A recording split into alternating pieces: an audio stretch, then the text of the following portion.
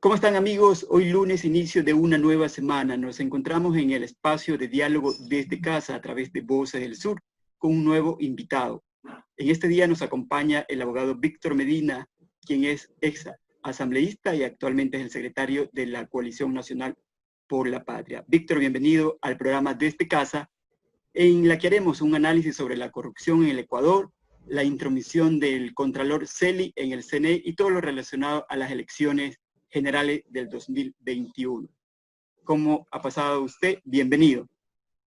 Muchas gracias, Stalin. Un abrazo fraterno a todos quienes nos ven y escuchan a través de tu programa. Gracias por la invitación. Perfecto. No, gracias a usted por acompañarnos en este día. Para entrar en materia, vamos a hacer un análisis. Estamos viviendo una conmoción social en el país en el tema de la corrupción en estos últimos meses. El pan nuestro de todos los días, pues por su coyuntura y el accionar que se evidencia en muchos funcionarios que ciertamente han puesto en evidencia la ambición por hacer una gran fortuna a costa de trastocar las arcas del Estado, que ha llegado a todos los niveles. Pero el problema de la corrupción tiene su base en la ausencia de la ética y la práctica de los valores y principios fundamentales que falta sobre todo en las personas y en la mayoría de funcionarios públicos, pues que están haciendo de la suya en esta época, ¿no? Los presuntos casos del reparto, la recepción de las cuotas políticas, en el caso de los hospitales e instituciones de la administración pública, en favor de varios asambleístas.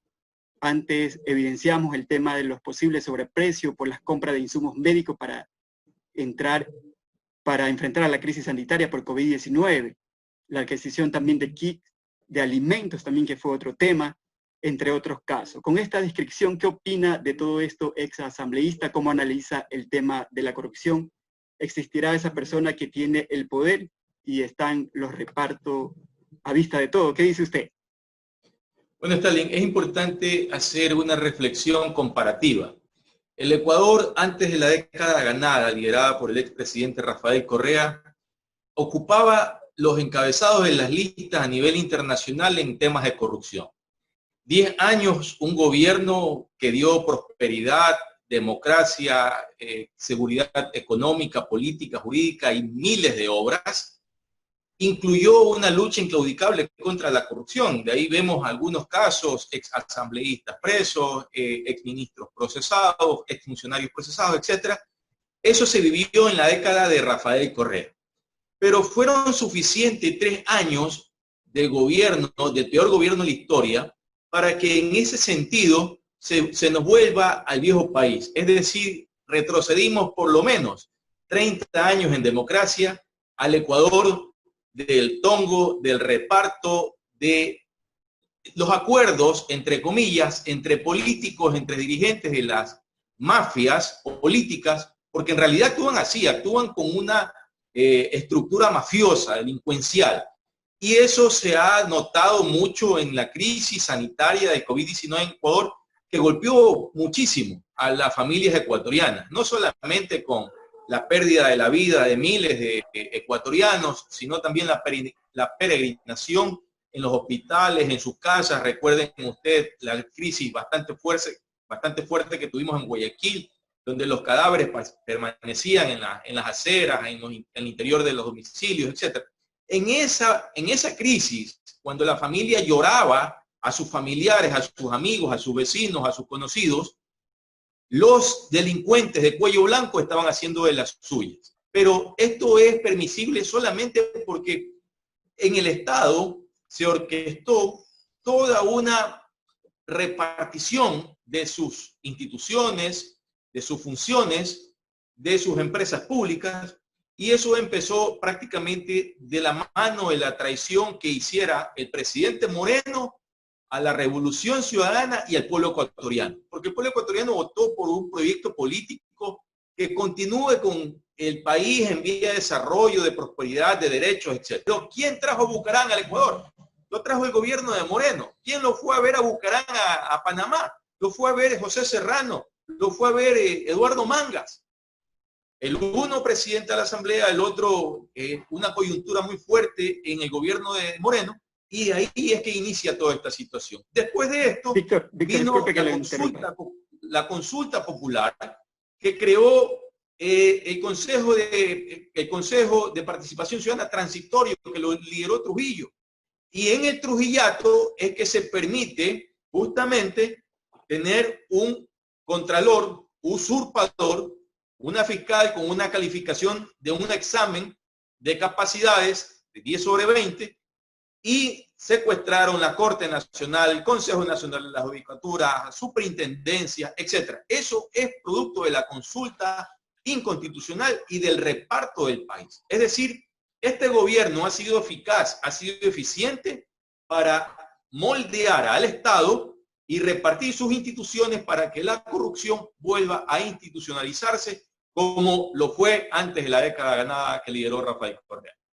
Víctor, entonces en lo que usted me acaba de mencionar, quiere decir que ya el nuevo gobierno que está actualmente liderando en el país ya tenía en mente llevar a cabo todo esto, lo que estamos viendo hoy en día, lo que estamos viendo, el tema de la corrupción, el tema de los repartos, porque no hay, se puede decir que no hay una buena administración de este gobierno que ha tomado una batuta en la que se pueda liderar bien a nuestro país. Entonces, como usted dijo ahora, sobre todo, pues, las cosas negativas que se han visto con mayor realce han sido durante este tema de la pandemia, ¿no? Que ha afectado, o sea, que no se ha conmovido en el tema del dolor humano, sino que más bien los políticos o los funcionarios que estaban al frente de instituciones públicas, pues han ido a hacer de la suya. Y yo creo que esto no es obvio en esta época, ¿no? Más bien ayudar y ser solidario. Entonces, Víctor, el reparto entonces ha existido desde el inicio de los diálogos que mantuvo el presidente Moreno, con todo lo mencionado que usted acaba de decir, con los socialcristianos, con los bucaranes, y así sucesivamente.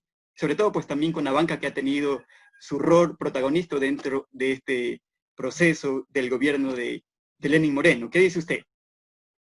A ver, esto ha sido cronológicamente programado por este gobierno, por el sector de la derecha y por el fascismo, que en realidad tiene injerencia de la parte internacional. ¿Y por qué la parte internacional? Porque recuerde que el Ecuador ha recibido duros golpes, no solamente a la democracia, sino también a los derechos ya adquiridos. ¿Producto de qué?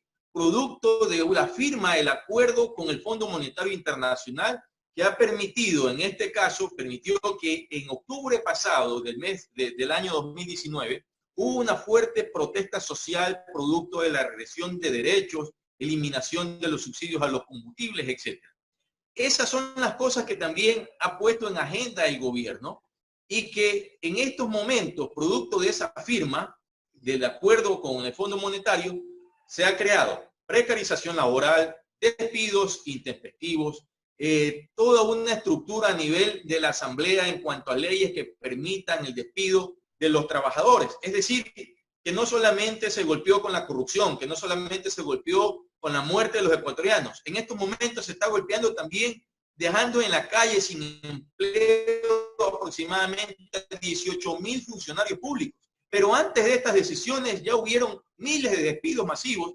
Y recuerde usted que la salud se vio afectada y por eso justamente la crisis sanitaria, aparte de que nos cogió de manera irresponsable, porque el gobierno se enteró que la crisis ya venía al país cuando llegó, primero llegó a Brasil, después llega al resto de países, el Ecuador nunca se preparó. Sin embargo, terminaron un acuerdo con los médicos cubanos, 400 médicos cubanos, especialistas, regresaron a Cuba, producto de ese acuerdo con el Fondo Monetario, la falta de inversión en el tema de salud, los recortes que ha sufrido el área de salud en estos 3 años, y de la mano también con otros recortes como la educación superior y a bienestar social, entre muchos otros. Es decir, que tenemos un gobierno especialista solamente en dedicarse a repartir las instituciones públicas, a repartir el Estado entre la Asamblea Nacional, entre los grupos políticos que están de la mano justamente en ese estado de corrupción en el que vivimos.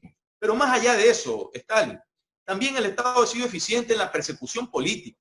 Vemos cómo desde el lawfare se persigue no solamente a sus adversarios políticos, a todo lo que huele a Correa se está persiguiendo, y no de ahora, de hace 3 años. A Jorge Glass lo tienen preso en un juicio injusto, con violaciones al debido proceso, sentenciado con una ley derogada, no aplicando el principio de favorabilidad, etc. Y en el caso de sobornos, por ejemplo, en este momento están encuadrando un traje especial a la medida de los tiempos del caso Sobornos, del tiempo jurídico al calendario electoral. Y ya vimos ayer al presidente Juntos por Podemos, Paul Carrasco, que tuvo la valentía de denunciar al país que el consejero Verde Soto lo llamó antes del Consejo Consultivo para pedir que aplace las elecciones porque los tiempos no alcanzan para sentenciar a Correa.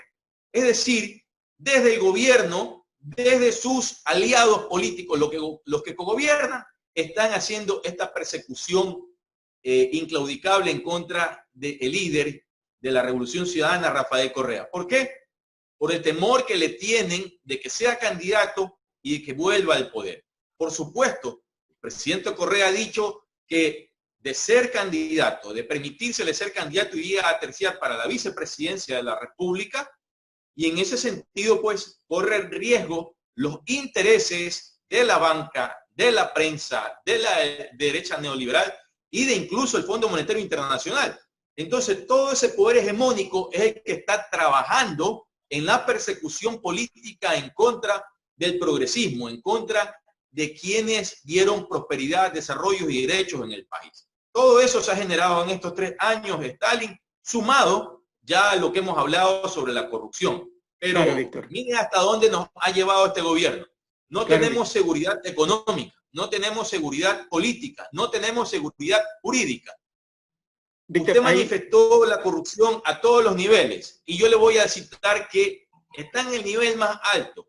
Más de un año, la investigación de INA Investment, ¿verdad? De la claro, cuenta sí. que está en Panamá, en el paraíso fiscal, donde está inmersa la familia presidencial, más de un año tienen el congelador en la Fiscalía General del Estado. No se ha llamado siquiera a rendir versión a los investigados.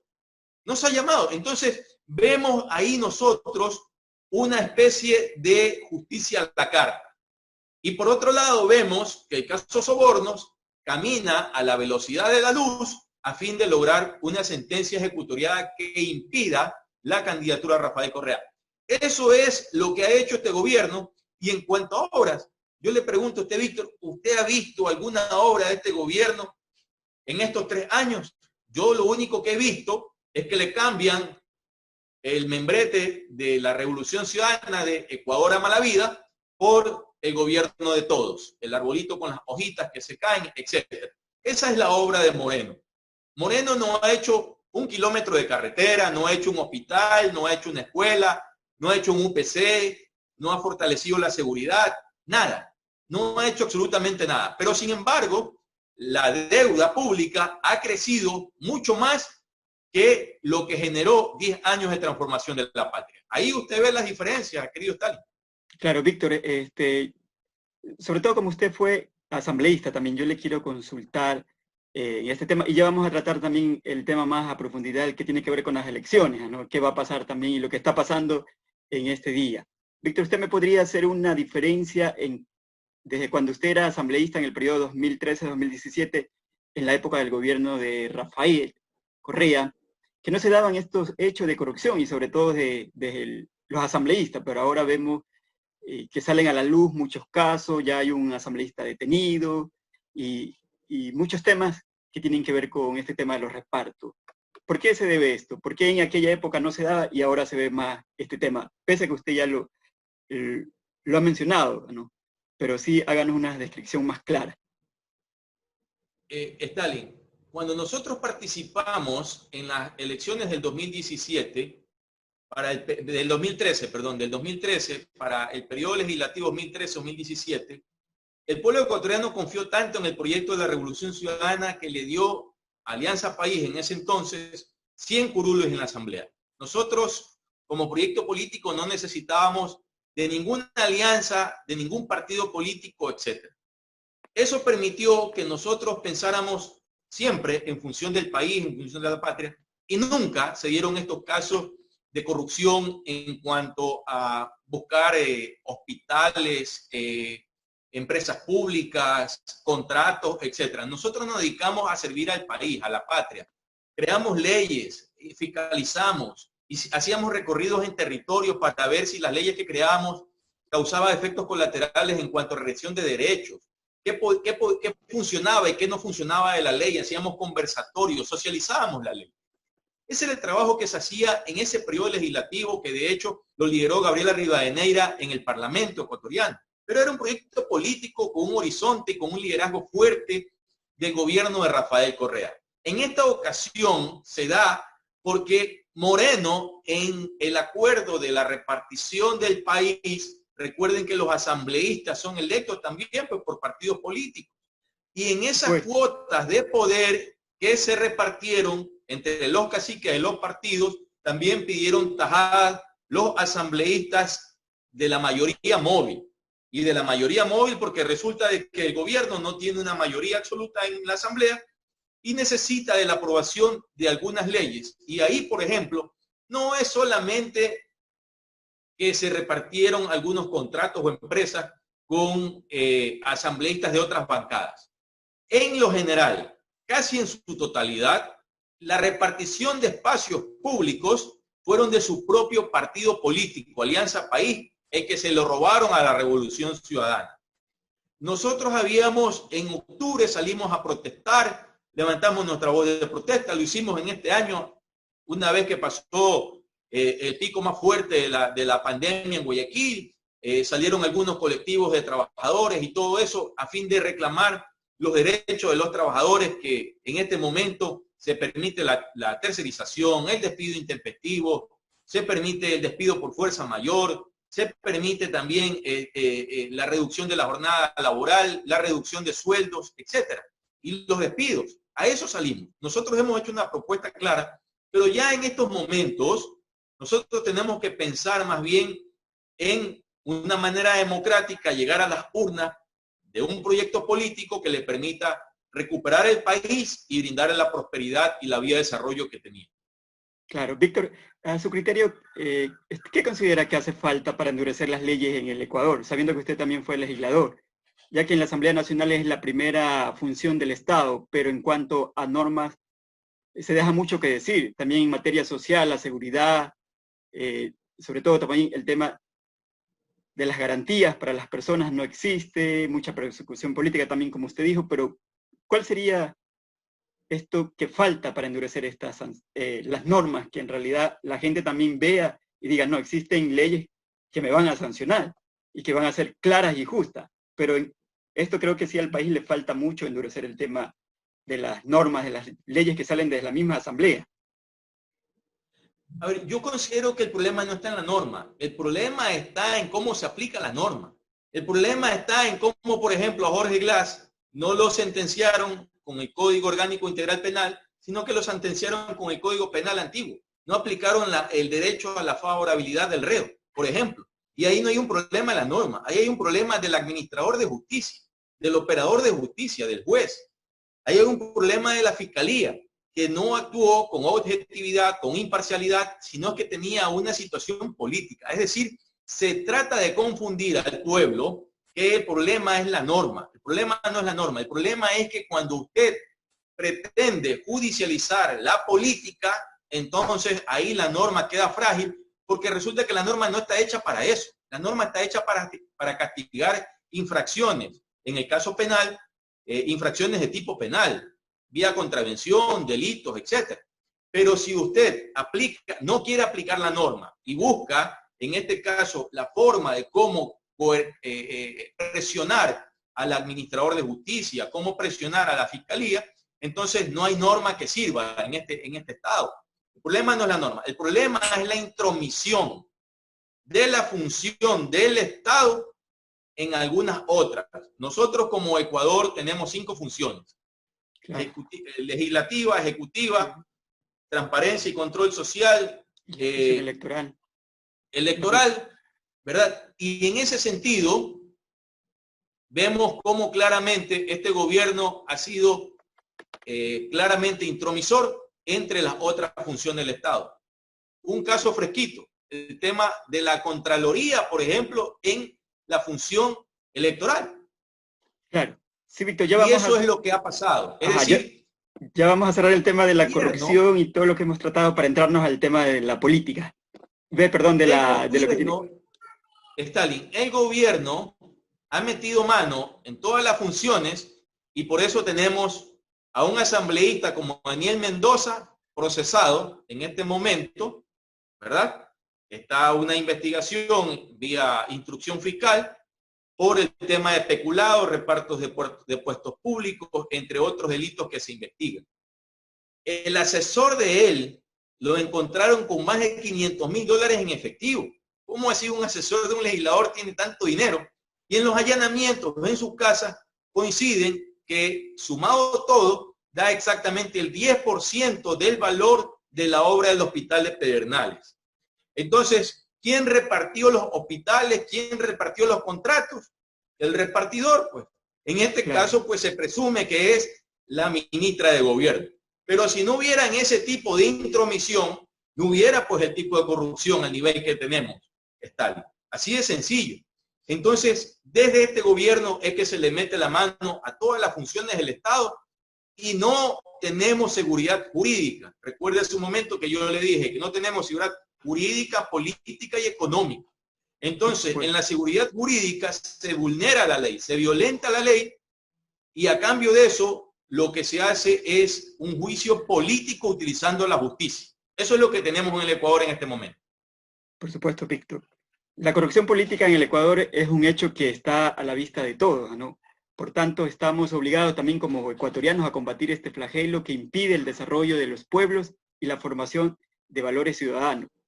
Son importantes en los políticos, ya se vienen las próximas elecciones, vamos a ver cómo actúan los candidatos, que a su vez ya llegarían pues también a la asamblea, el mismo candidato a la presidencia que va a también pues estar participando, que deben ser gente honesta, gente de transparencia. ¿Qué considera usted que deberían reunir estos próximos candidatos para terciar las elecciones del 2021? También el tema de las elecciones, Víctor, va a cambiar también su forma, va a cambiar todo lo relacionado, porque ahora ya no vamos a tener una campaña pues electoral a lo mejor de puerta a puerta, con este tema del confinamiento, y ahora vamos a tratar este tema de lo relacionado a lo que tiene que ver con las elecciones del próximo periodo, que es el año 2021. ¿Qué dice usted, Víctor? Yo creo que en ese perfil del candidato ideal para las elecciones 2021, nuestro proyecto político, porque nosotros somos afines al correísmo como Coalición Nacional por la Patria, yo soy el secretario ejecutivo de ese colectivo grande, fuerte, amplio a nivel nacional. En ese sentido, nosotros sugerimos que el candidato recoja algunas cosas importantes. Por ejemplo, que vuelva a tener principios, que vuelva a tener ética, que vuelva a tener moral, que vuelva a tener carácter, que tome las decisiones por las que el pueblo ecuatoriano votó en las urnas, que no se entregue a las mafias políticas nacionales e internacionales. Es decir, necesitamos un gobernante al estilo de Rafael Correa que permitió que, si comparamos nosotros la década antes de Rafael Correa, el Ecuador tuvo 7 presidentes de la República. En la década de Rafael Correa hubo un solo presidente de la República, pero usted ve los cambios que permitieron al país: desarrollo, progreso, bienestar, obras, entre miles de cosas. Está a la vista y paciencia de todos los ecuatorianos. Eso es lo que tenemos que nosotros poder recuperar, ese liderazgo fuerte, esa ética, esa moral, esa honestidad, esa lucha incansable en contra de la corrupción, esa energía con la que trabajaba el presidente Correa, que se levantaba a las 6 de la mañana, se acostaba a las 12 de la noche, etcétera. Es decir, tenemos mucho por hacer. El gobierno próximo va a recibir un país en crisis económica, en crisis política, sumergido en corrupción. Es decir, va a coger un país exactamente como lo cogió Correa en el 2007.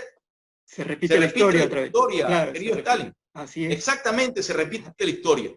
Y ante eso está más que claro que lo que puede decir Víctor Medina, está más que claro lo que necesita el país. El país necesita la línea de conducción desde la revolución ciudadana en un liderazgo fuerte, en un proyecto político sólido, pero que tiene que ver con la participación del pueblo. El pueblo no puede quedarse cruzado de brazos, decir: a mí no me interesa la política, los políticos son corruptos. No, Nuestra lucha tiene que ser democrática, tiene que ser con el pueblo, defendiendo los derechos, defendiendo la igualdad, defendiendo la democracia. En ese sentido, yo hago un llamado a la reflexión al pueblo ecuatoriano y que cuando se presenten las listas de los candidatos, usted ya sabe por quién votar. Por lo que no le fallaron en 10 años, le dieron trabajo, seguridad, bienestar, etc. Esa es la carta de presentación de la Revolución Ciudadana versus la carta de presentación de la derecha que está cogobernando en este momento en el país. Porque ¿a quién le queda extraño que los socialcristianos han cogobernado con Moreno? ¿A quién le es extraño que Lazo ha cogobernado con el gobierno? ¿A quién le es extraño que Bucarán cogobernó con el gobierno? Y muchas otras agrupaciones políticas. Entonces, ya ellos tienen su carta de presentación y nosotros la nuestra. Ahí tendrá que ver el pueblo ecuatoriano si decide seguir sumergido en el país de la corrupción, del tongo y del reparto, o volvemos a sacar el país adelante como lo hicimos desde el 2007 hasta el 2017, de la mano del liderazgo de Rafael Correa Delgado. Así es, Víctor. Ahora, pues también todo esto tiene que ver en la decisión del pueblo, ¿no? Para elegir a los próximos candidatos, que de hecho ya vemos algunos que están aprovechando también la época de la pandemia para llegar a muchos hogares con algún regalito. Pero este tema del proceso electoral, la campaña va a tener muchas variaciones e innovaciones sobre todo, porque ahora imagino que la tecnología es la que va a reinar dentro de la campaña electoral. Vamos a ver, Víctor, ahora pues no se va a poder estar en la calle, en el día a día, tocando las puertas para decir denme un voto, ya no se va a poder llenar un estadio también para hacer un meeting. Entonces ahora va a haber varias variaciones. ¿Usted qué considera, pues aparte de la estrategia que tenga también el Consejo Nacional Electoral, cuál sería una de las mejores estrategias para llegar al electorado? Bueno, tenemos una adversidad y tenemos una oportunidad. Esta crisis sanitaria ha permitido justamente que la tecnología sea muy utilizada en estos momentos de confinamiento. Es importante también la participación de los medios alternativos, como el de ustedes, por ejemplo, que permiten a voces como la nuestra poder expresarnos, ya que los medios mercantilistas no dan espacios para tratar estos temas. Claro, no pueden, no les permite el gobierno porque son parte de, y en ese sentido, pues, el ecuatoriano merece información contrastada, verificada desde los medios alternativos. Así que yo los felicito a ustedes por los espacios que generan en este tipo de medios, que va a servir de mucho, probablemente, para las campañas electorales en el 2021, considerando la crisis sanitaria. Yo creo que es interesante este reto democrático de cara a las elecciones del 2021. Desde luego que se va a hacer un poco más difícil. Por ejemplo, yo fui candidato en el 2013 por el sector de la ruralidad, en este caso el distrito 4 de la provincia de Guayas, 21 cantones, desde Bucay hasta el Empalme. Es más fácil decir qué cantones no están en el distrito 4. No está Guayaquil, no está Durán, no está San Borondón y no está Playa. El resto de los cantones, 21 de la provincia, son parte de nuestra circunscripción electoral. Ahí es un poco más difícil porque la conectividad pues se complica. Hay muchos sectores donde la señal de internet no llega, donde la señal es deficiente, donde las personas del campo, por ejemplo, no tienen contratado un plan de datos, sino simplemente por ahí, pues, en su recarguita, ahí talquean sus redes sociales, pero es muy mínimo. O sea, es decir, nosotros en la ruralidad tenemos un reto aún superior que lo tienen las grandes ciudades como Quito, Guayaquil, Cuenca, Manta, etc. Entonces, son desafíos que nos toca a nosotros avisorar y tener estrategias claras a fin de que el electorado conozca el proyecto político por el cual votar y desde luego sus candidatos. Así es, Víctor. Como usted decía, en el sector rural, pues debe primar el tema de los mensajes de texto, ¿no? Porque ahí sí podrían llegar. Los vocales del CNE y los jueces del Tribunal Contencioso Electoral acordaron cambiar el calendario electoral para las elecciones. Estaba establecido la primera vuelta el 7 de febrero y la segunda el 11 de abril. A su pesar, ¿esta fecha deben mantenerse o debe retrasar el proceso? O si se retrasa el proceso va a haber también algunas afectaciones. A ver, ya el calendario electoral se encuentra decurriendo. Es decir, ya está establecido, ya está aprobado y está en funcionamiento, hasta el punto que el 19 de este mes se cerró justamente pues el tema de los partidos políticos que pueden participar. Eso es lo que crea justamente pues lo que vamos a hablar más adelante. Claro, así es. Yo considero que el calendario electoral se debe de mantener por las siguientes consideraciones.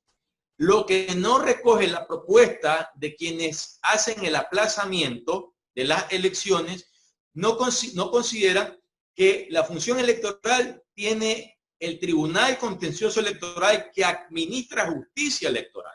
Es decir, algún sujeto político o agrupación política que se sienta afectado en sus derechos después, antes, durante y después de las elecciones tiene el derecho a presentar sus recursos. Recursos que en primera instancia son acogidos por el Consejo Electoral y pueden llevar hasta el Tribunal Contencioso Electoral, que es instancia única y vinculante en materia electoral. En esos recursos, hay recursos que duran 4 días, 9 días, 15 días y hasta 30 días.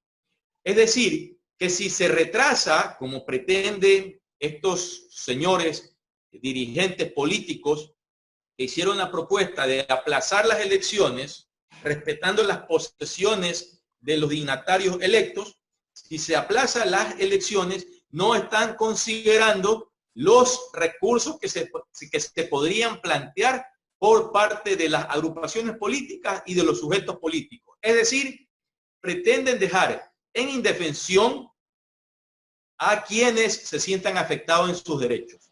Por eso yo estoy en contra de que el calendario se mueva, porque tal y como está aprobado hasta el momento, sí permite tanto el Consejo Electoral como al Tribunal Contencioso Electoral atender todos los recursos que se presenten de las elecciones generales del 2021. Claro, o sea, supuestamente también el CNE anteriormente había mencionado que todo el riesgo de mover el tema del calendario es porque no hay los recursos económicos suficientes. Para no aplazar también este proceso, ¿considera usted que los partidos y movimientos que van a terciar las próximas elecciones deberían también poner algo para sostener esta campaña electoral? ¿O es netamente del Estado que corresponde financiar las campañas electorales? Bueno, se establece en la Constitución y el Código de la Democracia que las elecciones deben de ser financiadas por el Estado, con el principio de igualdad, porque resulta que antes en este país habían campañas que lideraban magnates económicos y resulta que usted veía pues regalando nevera, camas, claro, varios electrodomésticos, cocinas, colchones, etcétera, ¿no? Entonces era en este caso desproporcional los recursos para que se pueda actuar con igualdad en una campaña política. Por eso se lo hace desde el Estado. Ante esta situación de crisis que vivimos, se debe de mantener la aportación del Estado, pero debe de haber también la aportación de, en este caso, las agrupaciones políticas, por supuesto. Claro, por supuesto, sí. Luego, desde la militancia, desde la agrupación política, hay que hacer un esfuerzo, todos debemos hacer un esfuerzo, pero las elecciones deben de darse tal y cual como están establecidas hasta el momento, en respeto de la ley y en respeto de la democracia. Claro, Víctor. Entonces, para ir cerrando este tema, ¿cuál es su apreciación y lectura ante una campaña anticipada que ya se ve en algunas personas que dicen que van a participar? En este caso, pues también hemos visto al señor vicepresidente que desde el inicio de la pandemia pues ha estado tocando puerta. En redes sociales también se lo ha cuestionado mucho, que dice que no es el tema de la ayuda social, sino pues en base que busca un curul también para las próximas elecciones. Mire, Stalin, ya el pueblo no come cuentos. El pueblo se identificó claramente que el vicepresidente Otto, de apellido impronunciable, así es. En este caso, pues se dedicó en la crisis sanitaria a andar recorriendo los hospitales, los barrios, los cantones, etcétera. Pero era un vicepresidente que no llevaba a solución. Era simplemente el que quería aprovecharse de las fotos, de los videos para spot publicitario. Recuerde usted que destinó un avión presidencial para traer un asesor político. Claro, el de Guatemala. Desde El Salvador. Salvador, perdón, sí. Desde El Salvador, el asesor presidencial de Nayib Bukele, que lo trajo en el avión presidencial, en el Legacy, utilizando los recursos propios del Estado para poder utilizarlos en su campaña anticipada. Eso ya ha sido condenado por el pueblo y va a ser rechazado una vez más por el pueblo en las urnas, porque el pueblo no come cuentos. El pueblo lo que se dio cuenta es que Otto Sonnenholder lo que hizo en campaña lo que hizo en la crisis sanitaria fue una campaña anticipada, aún con el dolor de los ecuatorianos, y eso es repudiable. Eso el pueblo ecuatoriano no se lo va a olvidar jamás. Mientras que él era testigo de cómo se robaban la plata en los hospitales, nunca hizo una lucha frontal contra la corrupción, nunca. Él estaba dedicado simplemente a hacer un recorrido en una campaña anticipada, donde incluso desde el IES se hace una contratación por un tema de elevación de imagen institucional y se presume que ese contrato fue destinado para toda la campaña anticipada del actual vicepresidente de la República. Y tiene por encima de preferencia electoral al candidato del correísmo, de la Revolución Ciudadana, que hasta el momento no tiene rostro y no tiene nombre, pero sin embargo tiene una votación fuerte, dura, sólida, consistente, que está por encima del candidato de la derecha. Dicen ellos su mejor carta de presentación. Eso, Nebot, que tiene una gran trayectoria política, lo ha pensado mucho, que teme perder con el candidato desconocido del correísmo. Porque aún cuando Correa pueda ser candidato en las elecciones del 2021, quien le va a ganar las elecciones va a ser el candidato a presidente de la República y él será el perdedor, probablemente con el candidato que no tiene una trayectoria política, que no tiene una gran experiencia política, probablemente.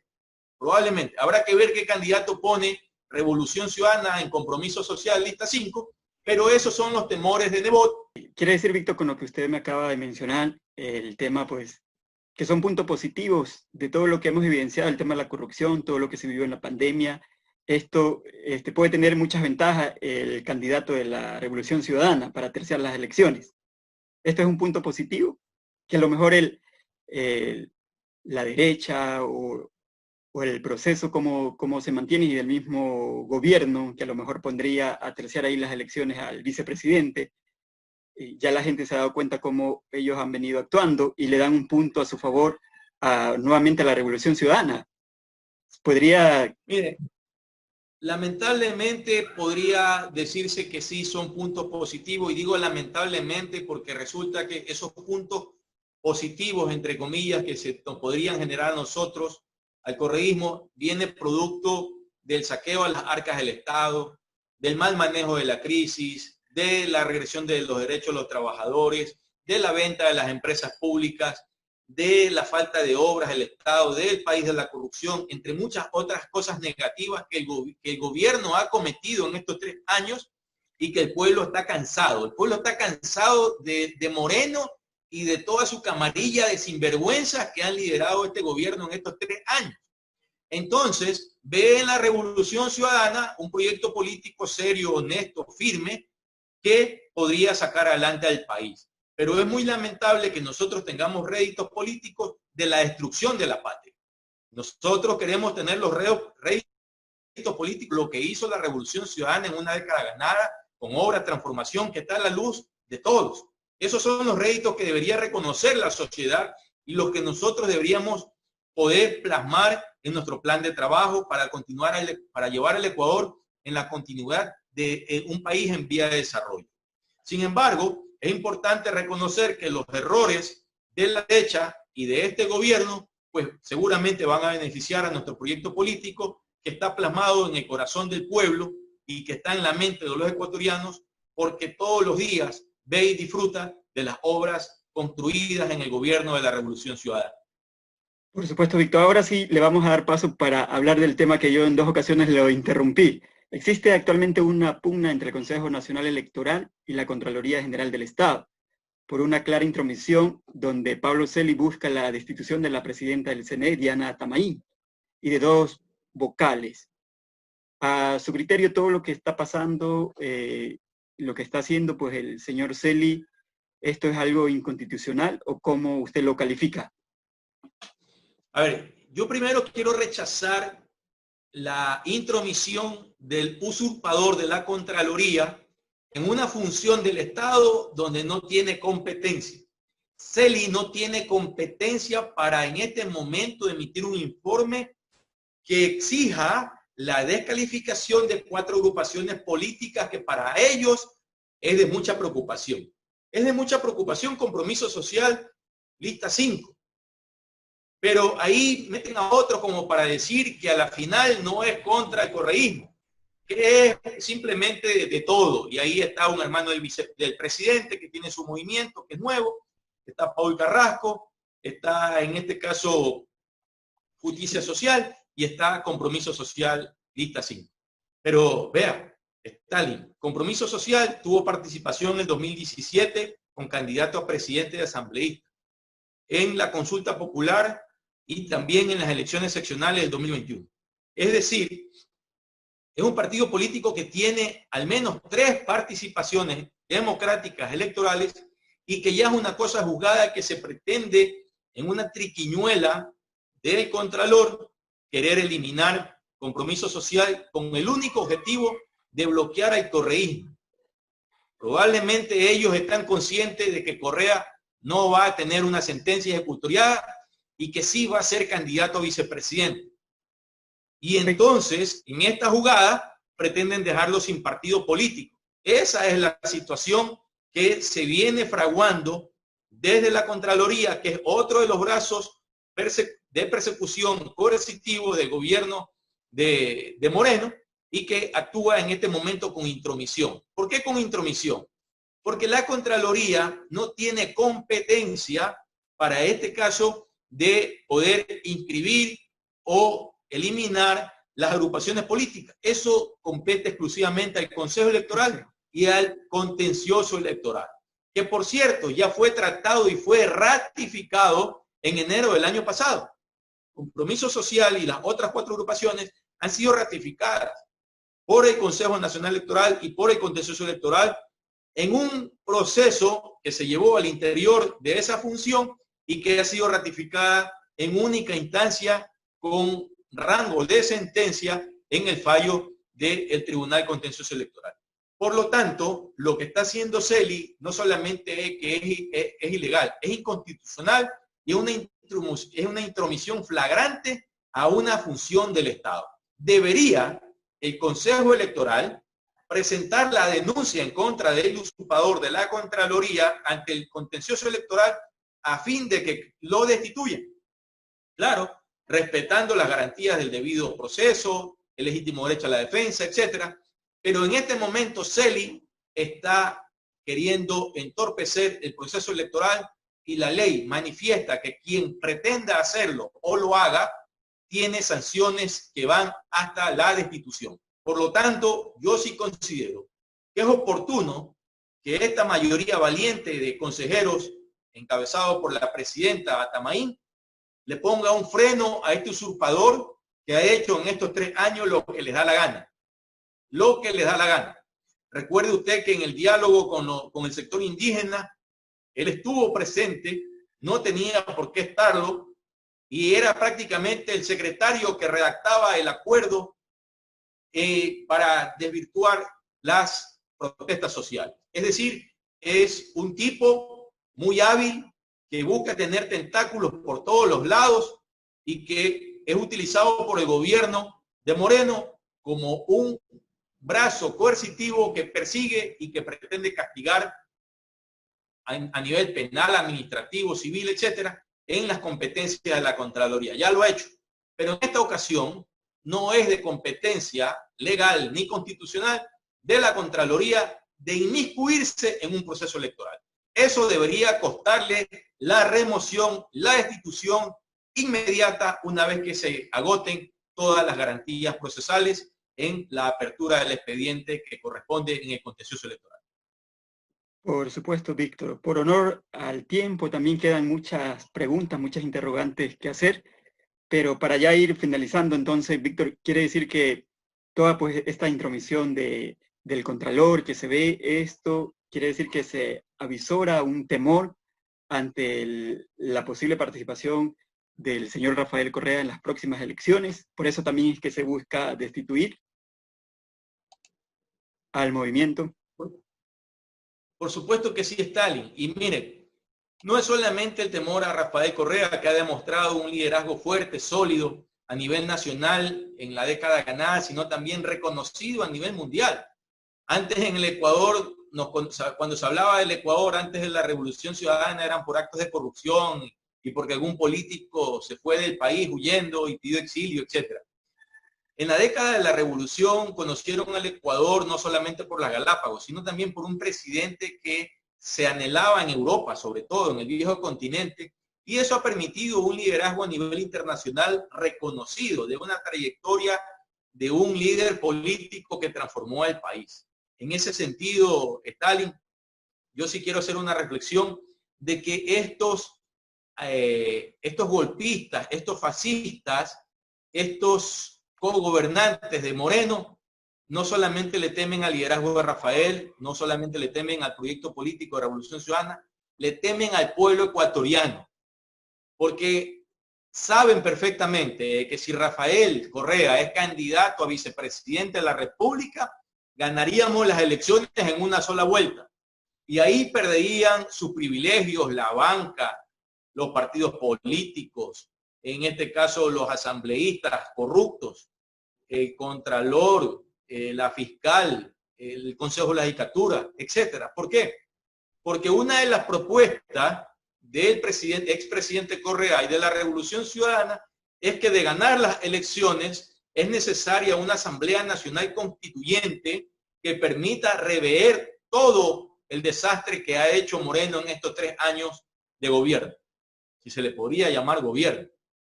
Eso es lo que busca y el pueblo está de acuerdo. Hay unas encuestas de Click Report que señalan que al menos el 68% está de acuerdo en que el próximo gobierno convoque a una Asamblea Nacional Constituyente, lo cual no es del agrado de todos los poderes hegemónicos que en este momento cogobiernan con Moreno. Ese es el miedo. El miedo no solamente a Rafael, sino al pueblo ecuatoriano que inteligentemente sabe valorar y sabe apreciar y sabe agradecer toda la obra recibida en estos 10 años de revolución liderados por Rafael Correa y Jorge Glass. Víctor, por honor a tiempo, pues ya vamos a dar por finalizada esta entrevista y agradecerle este espacio en el cual desde casa hemos hablado con usted, la que hemos tratado unos temas muy importantes que día a día se evidencia en nuestro país. Para finalizar, pues, ¿cuáles serían sus palabras y su mensaje a quienes nos escuchan a través de Voces del Sur? Primero, Stalin, agradecerte por el espacio, muchas gracias. No, gracias a usted. Y estaremos disponibles siempre que nos invites.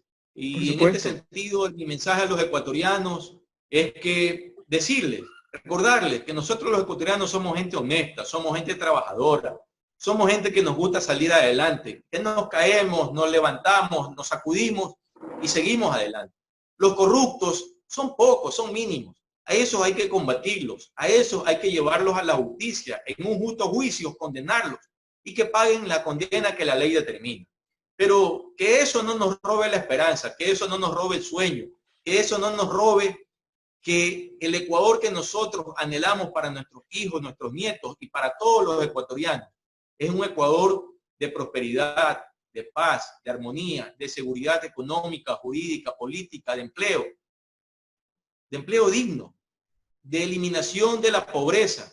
Nuestros enemigos, nuestros adversarios son la corrupción, son los corruptos.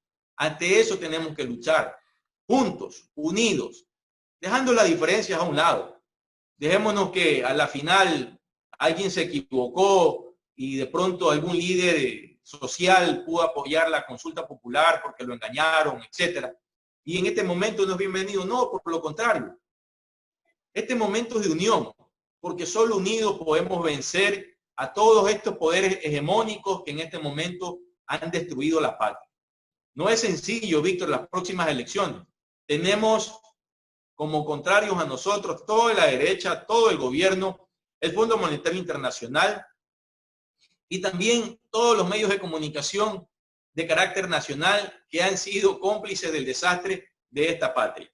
Entonces, ante aquello, nuestra gratitud a los espacios en medios digitales como el de usted, que puedan hacer conciencia en el colectivo social y puedan decirles al pueblo ecuatoriano que nosotros tenemos un compromiso con la patria, que es llevar a un proyecto político de transformación y de recuperación nuevamente a que gobierne en el Estado ecuatoriano. Ese es mi mensaje y te agradezco mucho por la invitación. Por supuesto, gracias a usted, Víctor, por su participación, ¿no? Aquí encontrarán, pues, nuestros invitados un espacio en el cual puedan expresarse libremente y donde no vaya a haber se coacte la libertad de expresión. Aquí van a encontrar este medio para que usted diga lo que siente. Considero que lo que falta en el país es la práctica de los valores y los principios fundamentales para tener una sociedad de cambio. Además, se deberá buscar otra forma de una nueva campaña electoral, ahora pues que contempla la distancia social suficiente y además también se viene pues un reto grande como es la parte digital, que tendrá también sus ventajas y algunas limitaciones. Gracias a quienes nos escuchan a través de el espacio desde casa. Síganos a través de nuestras redes sociales. Muchas gracias a usted, Víctor, nuevamente, y a nuestra audiencia. Gracias a usted.